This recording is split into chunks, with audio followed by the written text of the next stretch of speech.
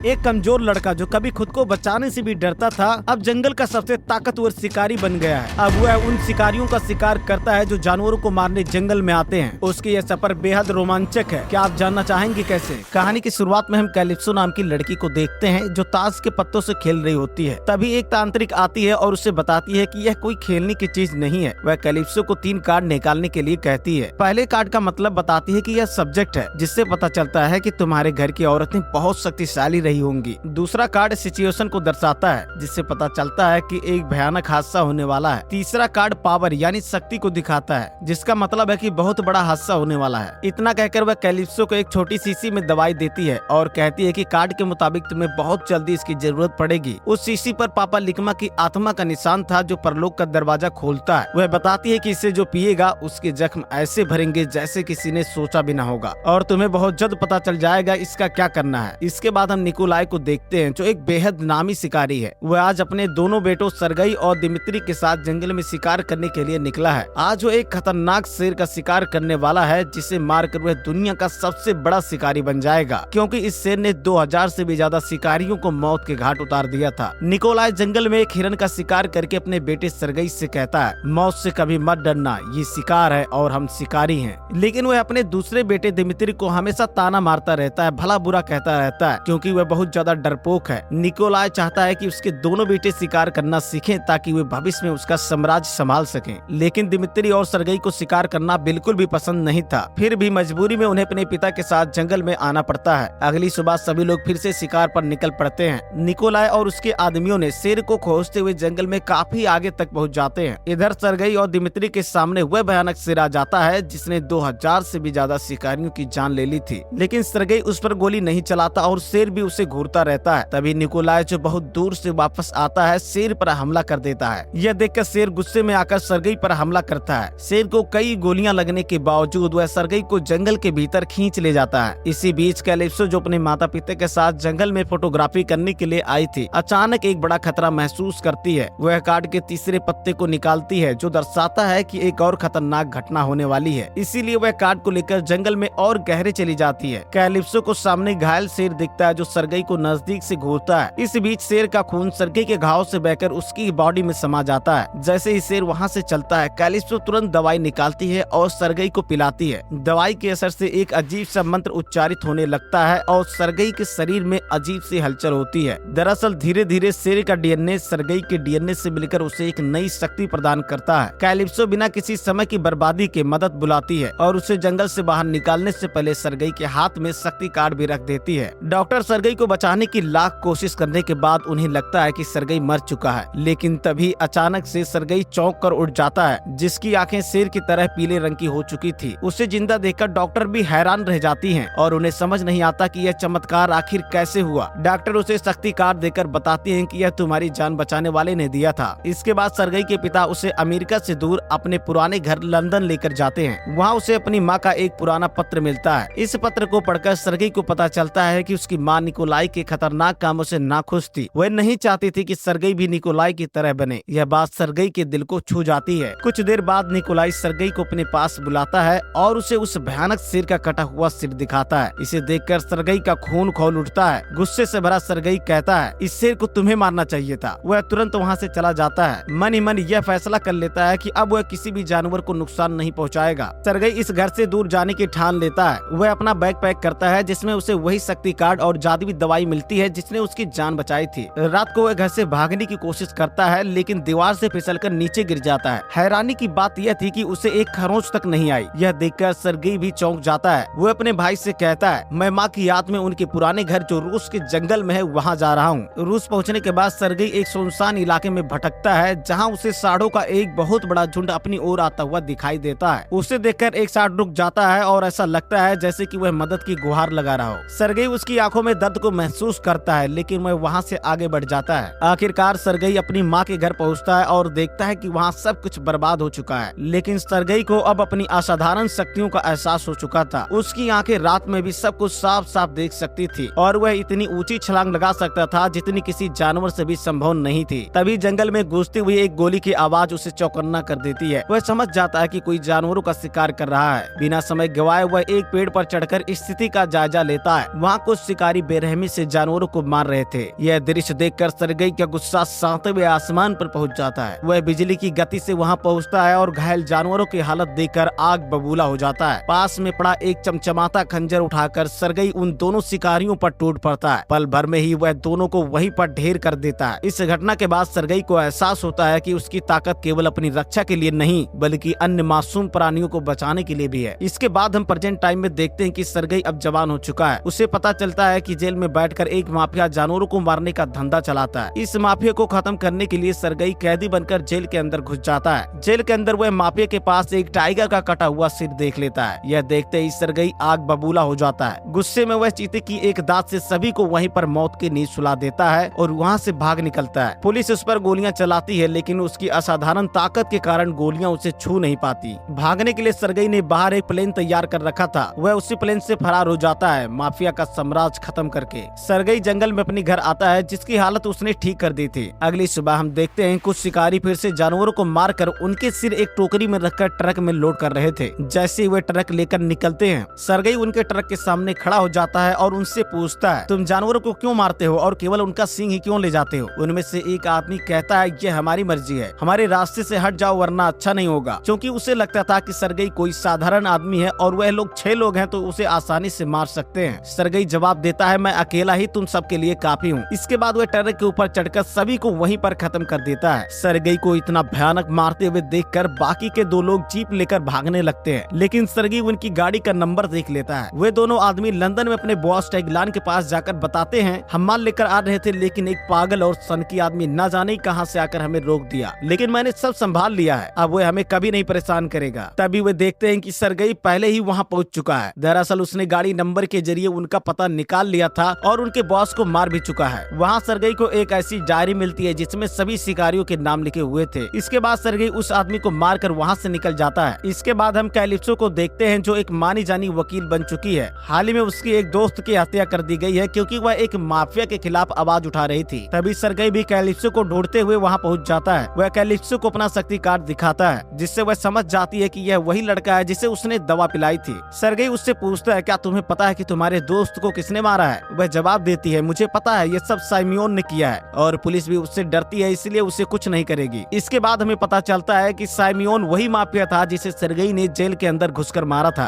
Calypso उसकी बातों पर विश्वास नहीं करती इसलिए वह घर जाकर गूगल पर सर्च करती है। तब उसे यकीन होता है कि सरगई वाकई में क्रेवन हंटर है जो लोगों को जान से मारता है, जिसे आज तक पकड़ना तो दूर की बात किसी ने उसे देखा भी नहीं। जो भी उसे देखता है सरगई उसे मौत की नींद सुला देता है। सरगई कैलिप्सो को शिकारियों की एक लिस्ट देता है और उससे कहता है कि इनके बारे में रिसर्च करके बताओ ताकि वह उन सभी को जान से मार सके। कैलिप्सो उससे कहती है, मैं सोच कर बताऊंगी। उसके बाद हम कहानी के मेन विलन राइनो को देखते हैं जो इस वक्त जानवरों का सबसे बड़ा खतरनाक तस्कर बन चुका है। एक दिन उसका एक खास आदमी उसे खबर देता है कि एक खतरनाक शिकारी है जिसे क्रेवन हंटर कहते हैं। वह शिकारी माफिया लोगों की एक गुप्त सूची रखता है और जिस भी नाम को वह चुनता है उसे मौत के घाट उतार देता है। यह सुनकर राइनो गुस्से और चिंता में कहता है, अगर यह शिकारी सच में है तो उसकी असलियत जल्द से जल्द सामने लाओ। इस बीच राइनो को खबर मिलती है कि सिमियोन जो उसका सबसे बड़ा दुश्मन था जेल में मारा जा चुका है। इस मौके का फायदा उठाने के लिए राइनो तुरंत सिमियोन के धंधे पर कब्जा करने की योजना बनाता है। वह सिमियोन के 3 सबसे भरोसेमंद आदमियों को बुलाकर मीटिंग करता है और घोषणा करता है, तुम में से सिर्फ एक मेरा पार्टनर बनेगा। तभी उनमें से एक आदमी अचानक राइनो पर गोली चला देता है लेकिन सभी को चौंकाते हुए राइनो पर गोली का कोई असर नहीं होता। उसकी बॉडी पत्थर जैसी सख्त हो जाती है। फिर जैसे ही वह एक पाइप को जोड़ता है उसकी बॉडी नॉर्मल हो जाती है। यह नजारा देखकर सभी के चेहरे पर डर और हैरानी साफ दिखती है। इसी बीच डर के मारे उनमें से एक आदमी अपने ही साथी को मार डालता है और राइनो का पार्टनर बन जाता है। कहानी में ट्विस्ट तब आता है जब राइनो के आदमी को उसके कमरे में एक पेन ड्राइव मिलती है। वह पेन ड्राइव राइनो तक पहुंचती है। जब वह उसे खोलता है तो उसकी आंखें हैरानी से फटी रह जाती है। उसे पता चलता है कि क्रेवन हंटर असल में निकोलाई का बेटा है। यह सच्चाई राइनो के लिए किसी झटके से कम नहीं होती, लेकिन वह हार मानने वालों में से नहीं है। उससे पीछा छुड़ाने के लिए वह एक खतरनाक विदेशी कॉन्ट्रैक्ट किलर को काम पर लगाता है जो उस शिकारी को कई सालों से ढूंढ रहा था। इसके बाद हम सरगई को एक बिल्डिंग पर तेजी से चढ़ते हुए देखते हैं। दरअसल यहाँ पर सरगई का छोटा भाई रहता है है जिसे उसने बचपन में छोड़ दिया था। आज उसके भाई का जन्मदिन है और सरगई उससे मिलने के लिए आया था। दिमित्री सरगई को देखकर बहुत ज्यादा खुश होता है और उसे अपना जन्मदिन सेलिब्रेट करने के लिए अपने क्लब में चलने के लिए रिक्वेस्ट करता है। दिमित्री के कहने पर दोनों क्लब में जाते हैं। दिमित्री बहुत ज्यादा शराब पी लेता है, इसलिए सरगई उसे घर लाकर सुला देता है और खुद भी सोने की कोशिश करता है, लेकिन शहर के शोर शराबों की वजह से वह सो नहीं पाता, इसलिए वह जंगल में सोने के लिए चला जाता है। सुबह जब वह वापस आता है तो देखता है कि उसका भाई कमरे से गायब है। वह जल्दी से बाहर की तरफ देखता है तो कुछ लोग उसे जबरदस्ती कार में बैठा रहे होते हैं। सरगई बिना वक्त गवाए तुरंत बिल्डिंग से छलांग लगाकर तेजी से कार का पीछा करने लगता है। वह कार को इतनी तेजी से टक्कर मारता है कि वह मुड़ जाती है। वह लोग गाड़ी को पीछे की तरफ तेजी से भगाते हैं। तभी सरगई गाड़ी के ऊपर चढ़ जाता है और कांच तोड़ने की कोशिश करता है। हालांकि बुलेट प्रूफ कांच होने की वजह से वह टूट नहीं पाता। इसी बीच वह नीचे गिर जाता है। वह लोग दिमित्री को एक हेलीकॉप्टर में बैठाने लगते हैं। सरगई भी वहाँ पहुँच जाता है और हेलीकॉप्टर को एक रस्सी से बांधकर रोकने की कोशिश करता है। तभी एक आदमी अचानक से फायरिंग करने लगता है। इसी बीच रस्सी खुल जाती है और वे लोग भागने लगते हैं। सरगई हार नहीं मानता और फिर से छलांग लगाकर रस्सी को पकड़ लेता है, लेकिन लाइट हाउस से टकराने के बाद उसके हाथ से रस्सी छूट जाती है और वे लोग दिमित्री को लेकर चले जाते हैं। इसके बाद सरगई सीधा कैलिप्सो के ऑफिस में जाता है और उसे बताता है कि उसका भाई किडनैप हो गया है। वह उनमें से एक आदमी का हुलिया बताता है जिसकी आंखों के नीचे खरोच का निशान था और वह तुर्की सिगरेट पी रहा था। इससे कैलिप्सो को पता चलता है कि यह आदमी जरूर तुर्की का होगा। कैलिप्सो उसे तसल्ली देते हुए कहती है, तुम्हें चिंता करने की जरूरत नहीं है, हम उसे जरूर ढूंढ लेंगे। इसके बाद कैलिप्सो अपने पुराने साथी से संपर्क करती है जो क्रिमिनल लोगों के बारे में जानकारी रखता है। वो उस किडनैपर के बारे में पता करती है और सरगई को कॉल करके बताती है, तुम्हारे शिकार का नाम उमेर है और उसकी फैमिली एक पुरानी जगह तुर्की में है, तुम्हारा भाई वही मिलेगा। यह सुनते ही सरगई सीधा तुर्की की उस बिल्डिंग में पहुँचता है और अंदर घुस जाता है। वह वहाँ जहरीली पिन फेंकने वाले हथियार से कई आदमियों को मार देता है और अंधेरे का फायदा उठाकर सीढ़ियों से ऊपर चढ़ जाता है। जैसे ही उमेर को पता चलता है कि सरगई यहाँ पर पहुँच चुका है, इन सब के बीच जबरदस्त लड़ाई शुरू हो जाती है। सरगई उमेर को बिल्डिंग से लटकाकर अपने भाई के बारे में पूछता है। तभी उसकी नजर पहाड़ी पर पड़ती है जहाँ दो स्नाइपर उसे मारने वाले होते हैं। इससे पहले कि वह उन पर हमला करे, सरगई उमेर के साथ खाई में कूद जाता है। मरने से पहले उमेर सरगई को यह बता देता है कि राइनो को उसके बारे में सब पता है, उसने उसके भाई को किडनैप किया है और अब वह सरगई को भी मारना चाहता है। तभी उनके ऊपर पूरी बिल्डिंग गिर जाती है। कुछ देर बाद दोनों स्नाइपर नीचे आकर देखते हैं और वीडियो रिकॉर्डिंग करने लगते हैं क्योंकि उन्हें लगता है कि सरगई मर चुका है। तभी सरगई अचानक से पीछे से आता है और एक झटके में दोनों को खत्म कर देता है। सरगई उन्हीं के फोन से कैलिप्सो को कॉल करके बताता है कि यह सब एक चाल थी। राइनो नाम का एक आदमी उनके पीछे पड़ा है और उन्हें मारना चाहता है। वह कैलिप्सो से कहता है, तुम तुरंत वहाँ से निकलो और एयरपोर्ट पर मुझसे मिलो। तभी कैलिप्सो देखती है कि 5 लोग उसकी बिल्डिंग में घुस चुके हैं। बिना वक्त गवाए वह अपना बैग पैक करती है और वहाँ से निकल जाती है। उसके बाद क्रेवन अपना जेट भेजकर उसे अपने पास बुला लेता है जहाँ पर वह रहता है। इधर हम राइनो को देखते हैं जो दिमित्री को बताता है कि पहले मैं भी कमजोर हुआ करता था, कोई मेरी इज्जत नहीं करता था, लेकिन एक दिन एक साइंटिस्ट ने मुझे ताकतवर बना दिया। लेकिन इसका एक साइड इफेक्ट भी था। राइनो ताकतवर तो बन गया था लेकिन वह इस ताकत के साथ होने वाले दर्द को बर्दाश्त नहीं कर पाता था, इसलिए वह एक दवाई अपनी बॉडी से कनेक्ट करके रखता है जिससे वह नॉर्मल आदमी बना रहता है। राइनो दिमित्री को अपने परिवार के साथ गद्दारी करने के लिए भड़काता है, लेकिन जब दिमित्री उसकी बात नहीं मानता तो राइनो उसे मारने की कोशिश करता है। तभी उसका एक आदमी आकर उसे बताता है कि हमारे सभी लोगों को क्राबेन ने मार दिया है और अब वह यहाँ भी पहुँच चुका है। इसके बाद राइनो के सभी आदमी लिफ्ट के सामने बंदूक तानकर खड़े हो जाते हैं। जैसे ही लिफ्ट खुलती है हम देखते हैं कि यह वही विदेशी आदमी है जिसे राइनो ने क्राबेन के पीछे लगाया था। इस आदमी के पास भी एक सुपर पावर है। जैसे ही वह अपना चश्मा उतारता है 3 सेकंड के लिए सभी लोग फ्रीज हो जाते हैं और इसी बीच वह किसी को भी मार देता है। राइनो उस विदेशी आदमी से पूछता है, क्राबेन को मारने में मेरा तो फायदा है लेकिन तुम्हारा क्या फायदा है, ये समझ नहीं आया। विदेशी आदमी जवाब देता है, मेरे उस्ताद दुनिया के सबसे महान कातिलों में से एक थे और उन्हीं से मैंने सब कुछ सीखा, लेकिन एक दिन क्राबेन ने उनके कलम में घुसकर उनका गला काट दिया। तब से लेकर आज तक मैं उसे ढूंढ रहा हूँ और अब मुझे पता चल गया है कि वह कहाँ छुपा है। इसके बाद राइनो अपने पूरे आदमियों के साथ जंगल की तरफ निकल जाता है। विदेशी आदमी के पास एक ऐसी दवाई है जिससे वह क्राबेन को नॉर्मल इंसान बनाकर जान से मार सकता है। जंगल में पहुंचकर राइनो दिमित्री से क्राबेन के पास कॉल करवाता है और कहता है कि हम तीनों मिलकर काम कर सकते हैं वरना मैं तुम्हारे भाई को जान से मार दूंगा। क्राबेन उसकी पूरी बात सुने बिना फोन काट देता है और अपने हथियार के साथ लड़ाई के लिए तैयार हो जाता है। राइनो भी जंगल में चारों तरफ अपने आदमियों को फैला देता है। उसके बाद क्राबेन उसके आदमियों को जंगल में बहुत ही ब्रूटल तरीके से मारना शुरू कर देता है जिसे देखकर आपकी भी रूह कांप जाएगी। जब राइनो को पता चलता है कि उसके बहुत सारे आदमी मारे जा चुके हैं तो वह जंगल में आग लगा देता है जिससे चारों तरफ धुआं फैल जाता है। इस मौके का फायदा उठाकर विदेशी आदमी क्राबेन पर इंजेक्शन से हमला कर देता है। जहर के असर से उसे हेलुसिनेशन होने लगती है। वह क्राबेन को बुरी तरह से पीटता है और गोली मारने वाला था। तभी कैलिप्सो उसे तीर से मार गिराती है। कैलिप्सो के पास एक और जादुई दवाई थी जिसे वह कराबिन को पिला देती है, जिससे वह फिर से जिंदा हो जाता है। अब कराबिन समझ जाता है कि यहाँ और भी लोगों के पास सुपर पावर है। इधर राइनो को लगता है कि कराबिन मर चुका है, इसलिए वह अपने आदमियों के साथ वापस जाने लगता है। तभी उसकी नजर पीछे की ओर पड़ती है, जहाँ पर एक बार फिर से सांडों का एक बहुत बड़ा झुंड तेजी से उनकी तरफ बढ़ रहा था। इसे देखकर राइनो जल्दी से पत्थर बनने लगता है, जिससे उसे बहुत ज्यादा दर्द होता है, लेकिन इस बार वह पूरी तरह से पत्थर में बदल जाता है। उसके सिर पर एक सींग भी था जो देखने में बहुत भयानक और ताकतवर लग रहा था। दोनों के बीच जबरदस्त लड़ाई होने लगती है। इस भगदड़ में राइनो के सारे आदमी मारे जाते हैं। कराबिन को उसकी कमजोरी का पता चल जाता है, इसलिए वह उसके पेट में बने छेद पर हमला कर देता है, जिससे राइनो अधमरा हो जाता है और सांडों के बीच कुचलकर मारा जाता है। यहाँ पर कराबिन को एक सच्चाई पता चलती है कि इस सब के पीछे उसके पिता निकोलाई का हाथ था। उसी ने राइनो तक पेन ड्राइव में कराबिन का वीडियो भेजा था और उसके भाई दिमित्री को किडनैप करवाया था। क्योंकि निकोलाई को राइनो की ताकत का पता था, वह अकेले उसे हरा नहीं सकता था, इसीलिए उसने इतनी चालाकी से राइनो को कराबिन के पीछे लगाया ताकि वह मारा जा सके। कराबिन अपने पिता को ढूंढ लेता है जो एक जंगल में छुपा हुआ था। कराबिन बंदूक की गोलियां निकाल लेता है और वहाँ से जाने लगता है। तभी एक भालू उसके पिता पर हमला कर देता है और वहीं उसकी मौत हो जाती है। तो यह दमदार स्टोरी यहीं पर खत्म हो जाती है। तो आप फ्री में एक लाइक और चैनल को सब्सक्राइब कर लो, क्योंकि इससे हमें अगली वीडियो बनाने के लिए मोटिवेशन मिलता है।